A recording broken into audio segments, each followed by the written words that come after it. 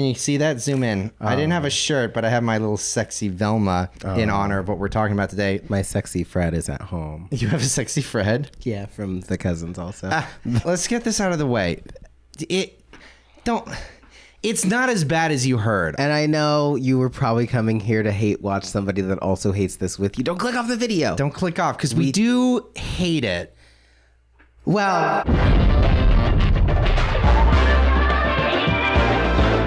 Welcome back, pop stars. I'm Rizzo. I'm Benji. Today we'll be talking about Velma. Written and created by Mindy Kaling, it is a 10-episode series that follows Velma Dinkley as she describes how she was the originator of the Mystery Gang, whatever they're called. Mystery Incorporated. Mystery Incorporated. There is a serial killer on the loose who is cutting the heads and brains out of hot girls, and Velma has to figure out who it is, but she has to overcome her own panic attacks related to the fact that her mother disappeared and she doesn't know where that is. They released the first 2 episodes early January, and people hated it. And I saw clips, and out of context, I was like, yeah, these clips kind of suck. Out of context, even I was just kind of like, yeesh, because it is a really jarring difference from the originals. Yeah. The show was very mean-spirited. I like shows like Bob's Burgers where everyone's actually wholesome and funny, and the humor is derived from the environment they're in. It is very aggressive, and of course, because you have a brown Indian woman replacing Velma and a black man replacing Shaggy, you're of course going to get reviewers who are just hating on the woke agenda and are just spamming the internet. But here's my thing. There are 2 big issues with the show. First issue, it's too fucking long. It did not need to be 10 episodes. A lot of the plots that they have are just spinning their wheels. Filler. And it doesn't actually pick up until the last few episodes, in which case they either need to make it a movie or make a more interesting 10 episodes. And then the second biggest issue is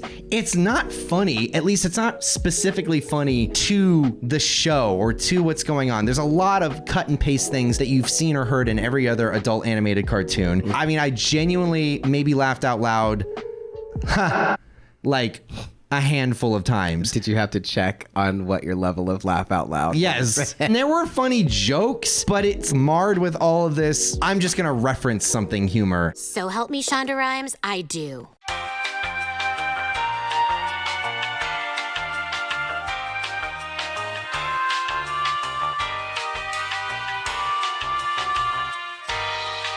For me personally, I thought that the Velma Mystery Inc. Scooby-Doo aspect of it was not necessary to the story at all. Obviously, people have to do these things for like the clout to bring in an automatic audience. I'm not mad at... Well, I do get mad at changing things up, don't I? Yes, you do. Ultimately, I'm not mad about the idea of doing something very old in a different way and modernizing it. I didn't know anything about Riverdale until it came to the CW. This very much felt like Family Guy meets Riverdale slapped on to Scooby-Doo and made into a series. Also, personally, I love Mindy Kaling. That's going to be controversial. Sorry for whoever has to leave for that. I loved the Mindy Project. I love Sex Lives of College Girls, which, I mean, most people would agree on that. It is a very specific humor. So if you slap that onto something that people already don't want changed up too much, right, it's going to be a hard sell. What is her specific set of humor outside of the things that most people would criticize for, like the self-deprecation, the always falling for white guys, love triangles?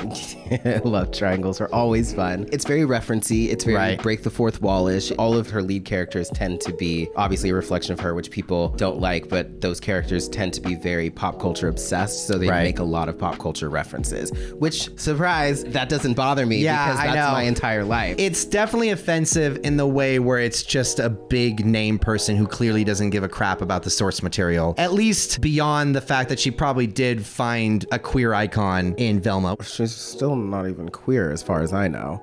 No, I know. I'm just saying, like, as a woman, Velma is kind of iconic. Yeah, she's iconic as an atypical sex symbol. So I can see where Mindy Kaling might identify there. It might not have been her favorite thing growing up. I think if you towed the line a little bit better between source material and changing it up a little bit, might have had a better reaction. Obviously, with racial swapping, it's gonna make it way controversial anyway. So when you do that and you change up the way that all the characters are, you are, you know, setting yourself up for something really controversial. I felt the same way that I felt about Gossip Girl or Avatar: The Last Airbender, the movie. For people who are fans of it, it's like, what the fuck did you do to my show? For people who aren't, it's like, sure. If you're gonna critique it, you can critique it for multiple things. The plot that goes nowhere, the jokes that are repetitive and not funny, the very crass and unlikable characters, though I would argue that men seem to be very tolerant for male characters who are just as crass and intolerable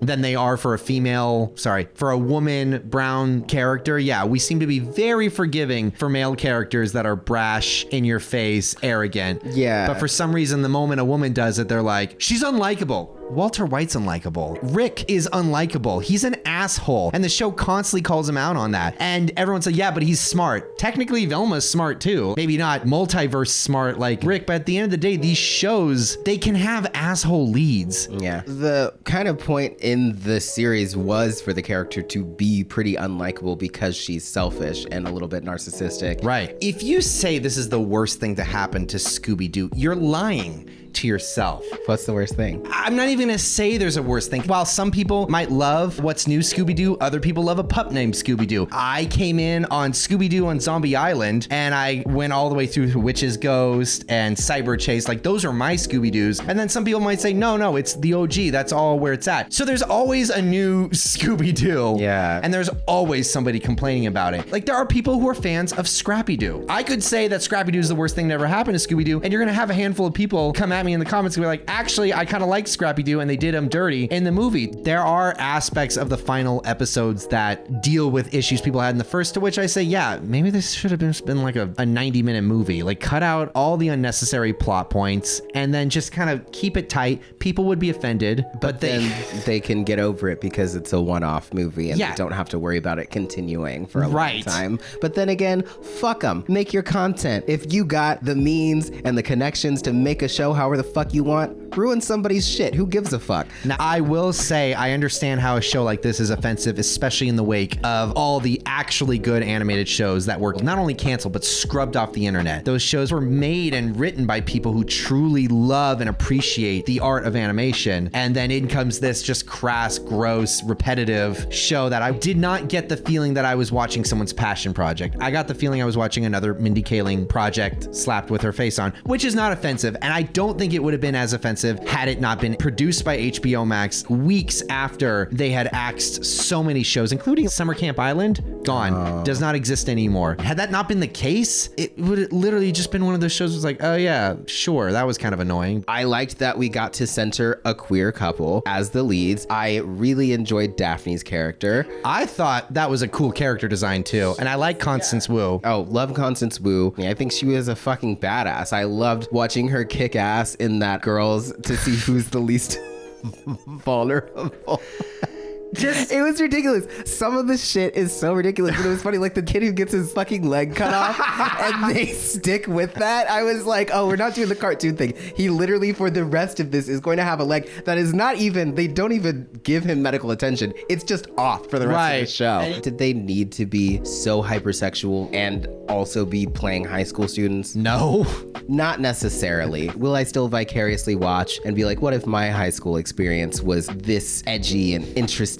Probably. They're cartoons. It's whatever. Maybe next year they'll be in college and, you know, the sex stuff won't be so awkward. Yeah, it definitely was a little awkward. People sexualize high schoolers all the time to the point where it's almost not awkward at this point, which is creepy. Unfortunately, I think it will, or fortunately for a lot of people, it'll probably be canceled in the second season the same way Gossip Girl was. I do respect the hell out of HBO Max for sticking with their shows and sticking with their decisions and giving things a second season even though everybody hates it. I respect that just in the case you that just don't know. You don't know the whole case of all those shows I was talking about that were axed off. Or was it all one season? Just a lot of the shows which were just destroyed for tax purposes.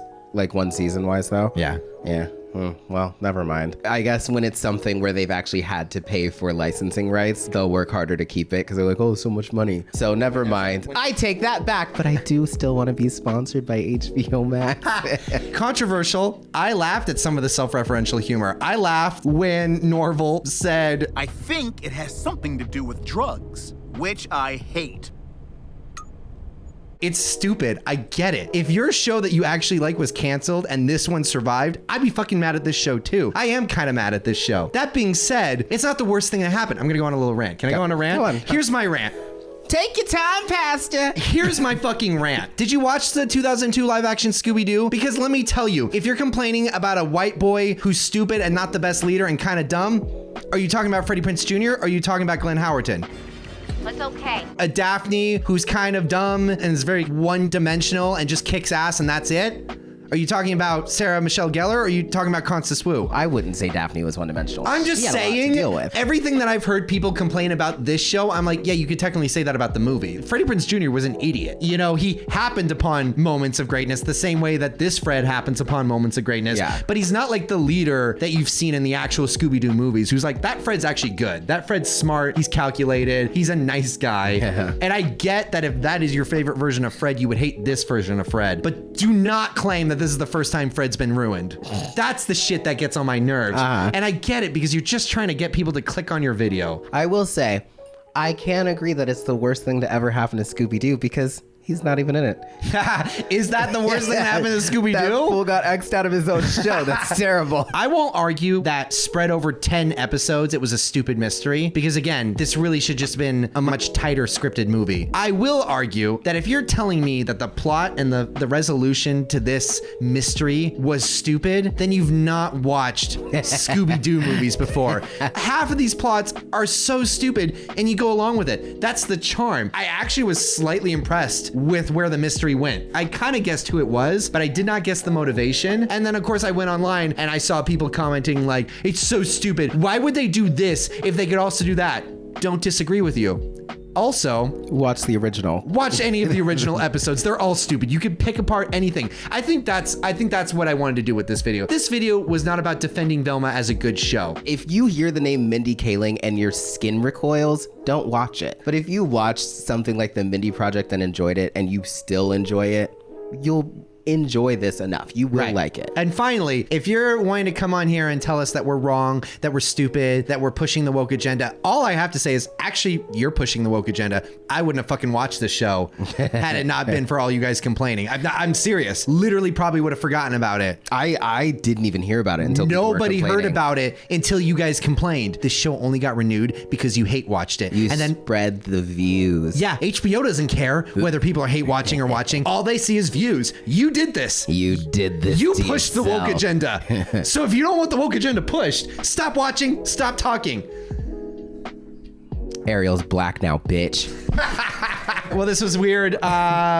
Shit, we talked for almost 30 minutes. How do we always do this, Benji? That's fine. That's not bad. That's not. We can edit that down in like 45. Hey, if you like this, let us know if there's other things you'd like us to review. Maybe not react to, just review. Leave a comment below. What did you actually think? What was your favorite part, least favorite part? Just hit the like button. That's it. That's all I'll say. That's all we should say. Just hit the like button if you like this and leave a comment. Let us know what you did and didn't like about this series. I literally just said that. Respectfully, let us know calmly what your thoughts were. I wasn't listening. Wow. All right. I'm RIZZO. I'm Benji. Cool.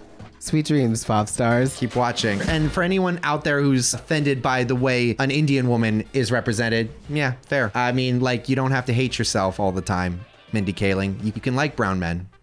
And you can like yourself. At least we got an Asian couple. Yeah. In that. So, she broke her stereotype of only dating white men. We had a little hint to it. Obviously, she had a huge crush on Freddie. Why?